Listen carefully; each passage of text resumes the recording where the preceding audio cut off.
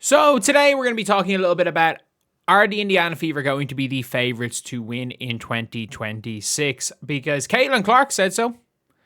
I'm pretty sure Caitlin Clark said so. And if you guys agree the Indiana Fever are the favorites, subscribe. We are trying to get to 57,860 subscribers by the end of the day. We are only 5 subscribers off. Again, we are 57,860. Did I say it right? We're trying to get to 58k by the end of the expansion draft on Friday, which would be absolutely incredible.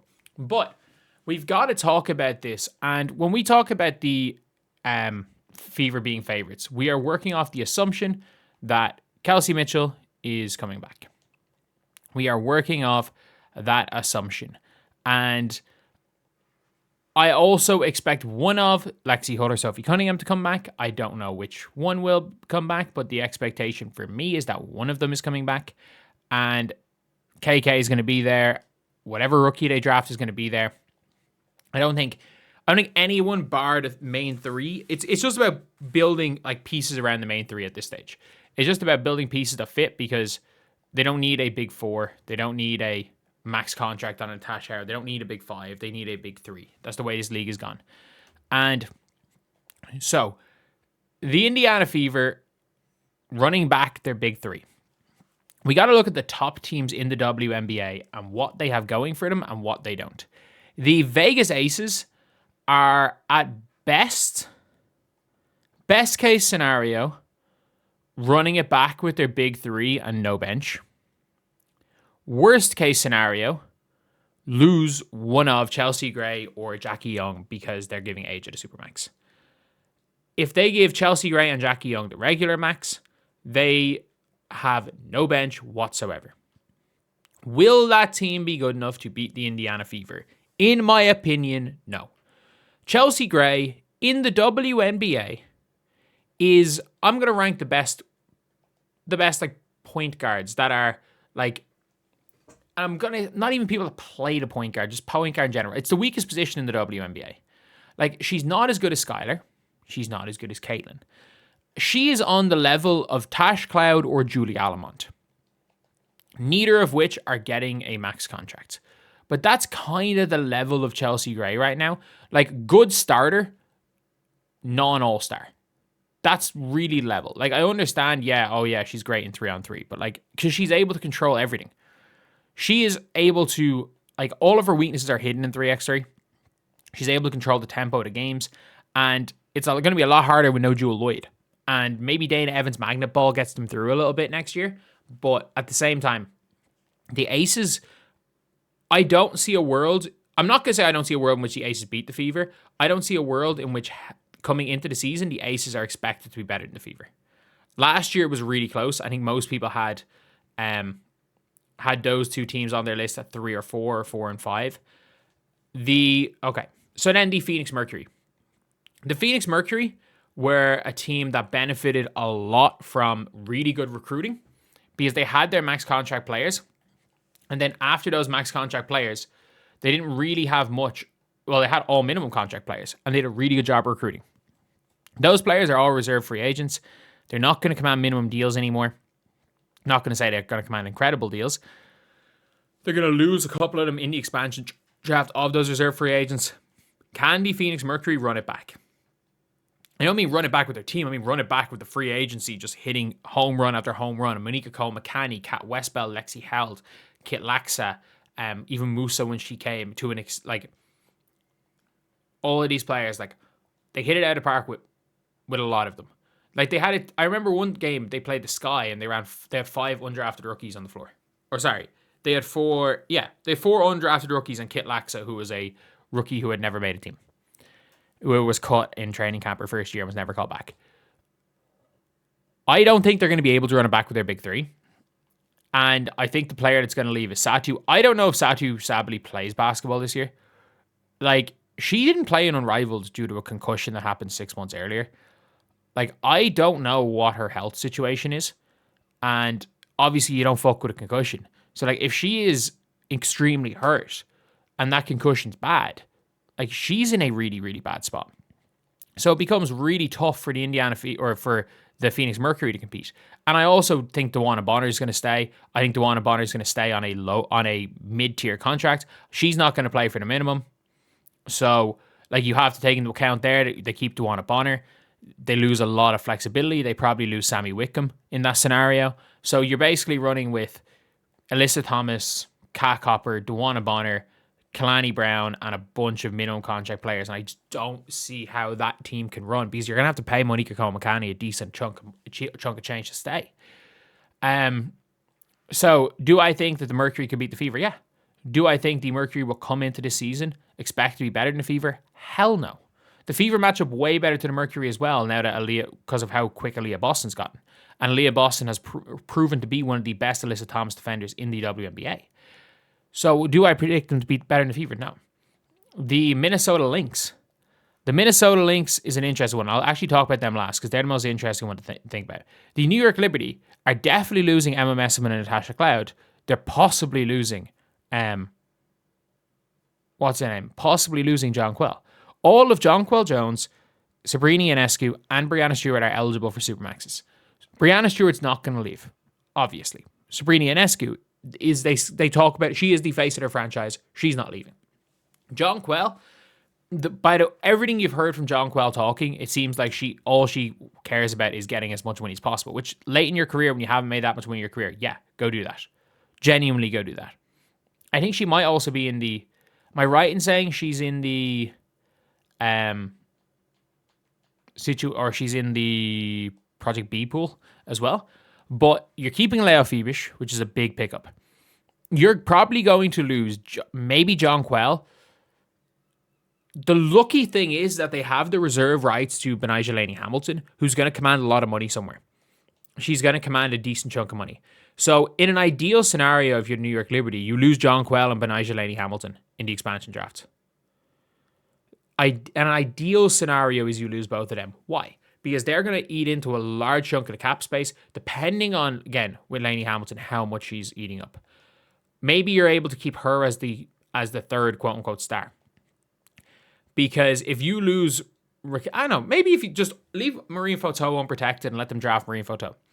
But you can't afford to lose Raquel Carrera via expansion draft, because she's going to have to come in and potentially be the sixth player on this team.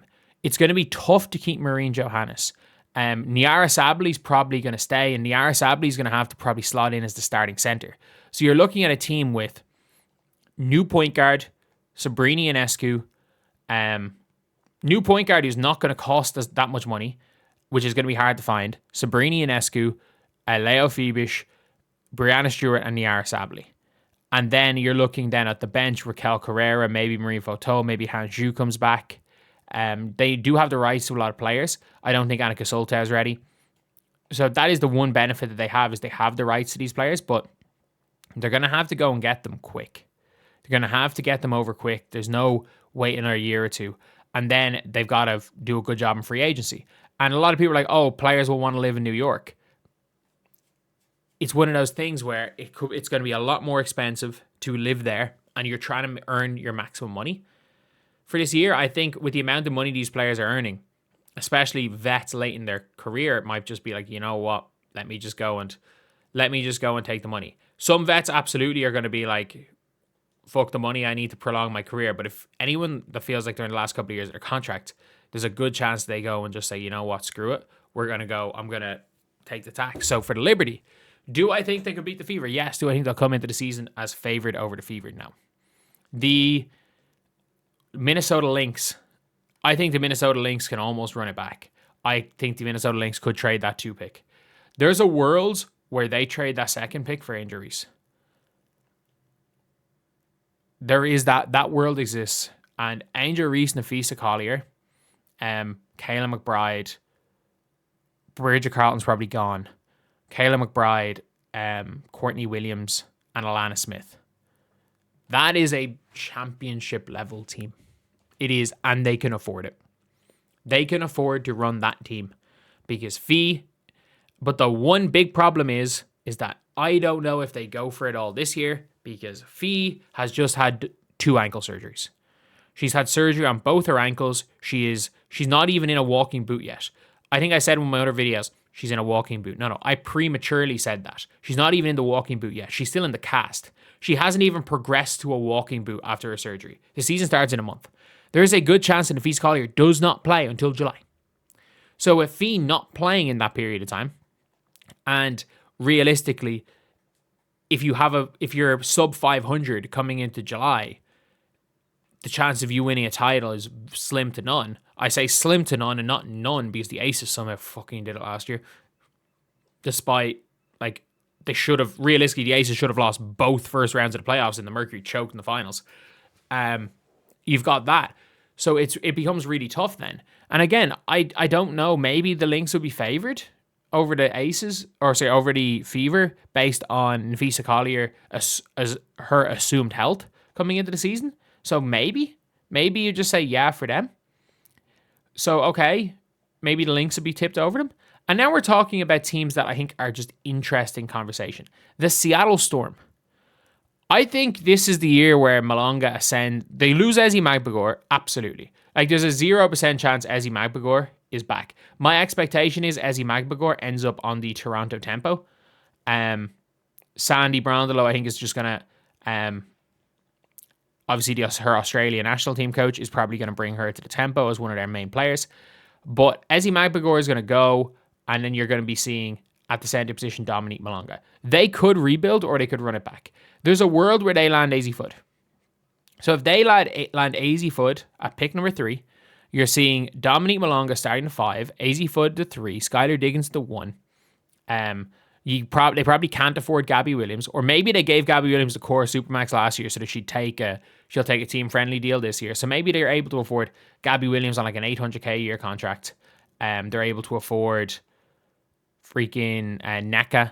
And NECA, in her last year of her career, she's doing Project B. She might take a hometown discount. Skylar Diggins is probably going to command quite a little bit of money, but I don't think she's struggling for money either. So maybe they do decide, you know what, we're going to run it back. So you've basically replaced Ezi with Malonga, and you've replaced Brittany Sykes with AZ Fudd, who's a much better fit with that lineup.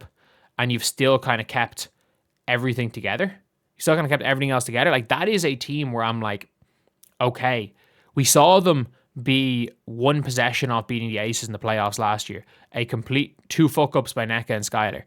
I think Malonga is going to ascend into being an all-star.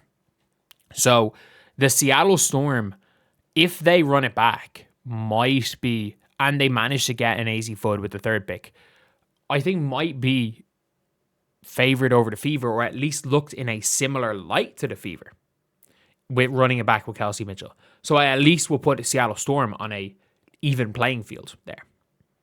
And then there is the wildcard. The Dallas Wings, no. The Chicago Sky, no. None of the expansion teams. The Sun, no. The Mystics, not yet. If the Mystics are smart, they tank one more year. But the team that I will be most interested in is what the Golden State Valkyries do. Like, they already, like, you don't forget, like, it's going to take a little bit of time, but there is a chance. Like, the Golden State Valkyries, by a little bit of time, what's her name's not coming over till, like, the end of May. Juste Jusite is not coming over till the end of May. One of the best guards outside the WNBA is going to be likely a starter by the end of the season. Juste Jusite, who's currently over in Spain. Carla Late is currently over in Spain as well. So you've got Carla Late and Juste Jusite probably coming back in somewhere around, like, latest 1st of June. So they're missing what, maybe 5 or 6 games, maybe 10 games. No, probably not that many, but like, you're probably looking at maybe 8 games they miss. And these are young players who have played a lot of basketball this year. But you've got them, and you've now also got potentially Maria Conde coming over. So you're looking at these players all coming over on very cheap contracts.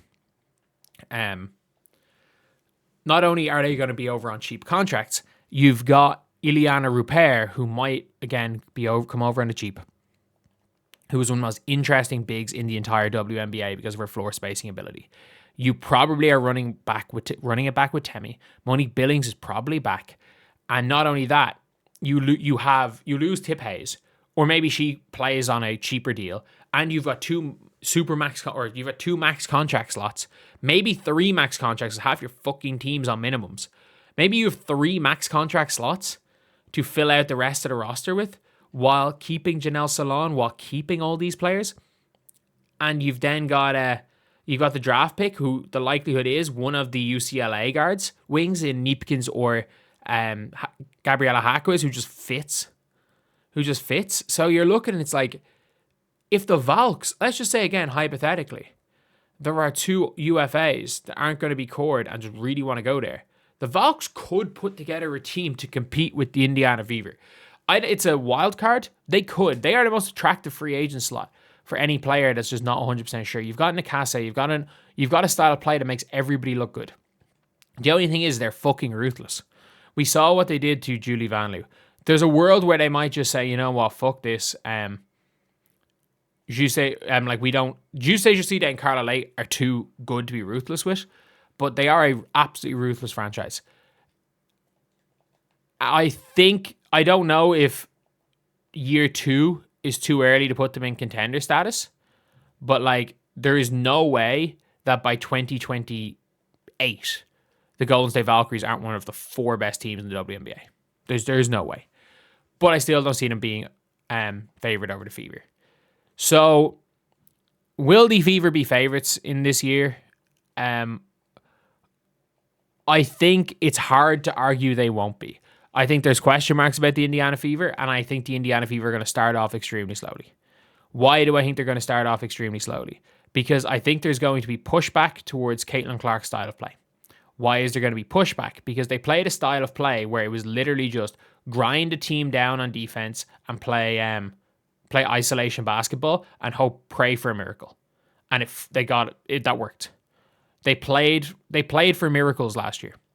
And that was something that, like, I think a lot of people just didn't even realize. They would just thought, oh yeah, the Indiana Fever, they did well in the playoffs. And I think they did really well in the playoffs. The problem with the way the Indiana Fever played in the playoffs is that it was straight up it was pretty much impossible to replicate. Like, no matter what they were saying, like, oh, you know, they could do this again. The Indiana Fever 180'd on their playstyle, and it worked because the players just hit shots.